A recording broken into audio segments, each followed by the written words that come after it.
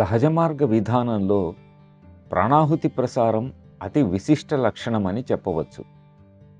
ఈ సంస్థ ఆది గురువులు ఫతేగర్కు చెందిన సమర్థ గురు శ్రీ రామచంద్ర తన అస్తిత్వ కేంద్రం నుండి మరొక వ్యక్తి అస్తిత్వ కేంద్రంలోనికి యోగశక్తిని లేదా ప్రాణశక్తిని ప్రసారం చేసే ప్రక్రియను పునరుద్ధరించారు.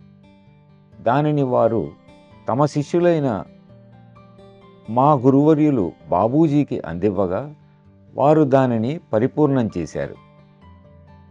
ఈ సాధనా విధానాన్ని ఏ కొద్ది కాలమైనా సాధన చేసే శ్రమను తీసుకునేవారెవరైనా ప్రాణాహుతి ప్రసారాన్ని అనుభూతి చెందగలరు.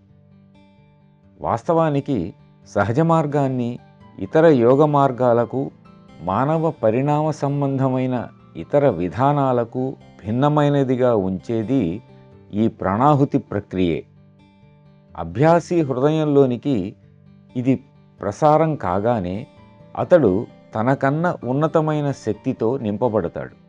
తత్ఫలితంగా అతని పరిణామం లేదా ప్రగతి త్వరితం కావటమే కాక ఆ వ్యక్తికి స్వశక్తితో ప్రమేయం లేకుండా తన శక్తికి మించిన ప్రగతి కలుగుతుంది.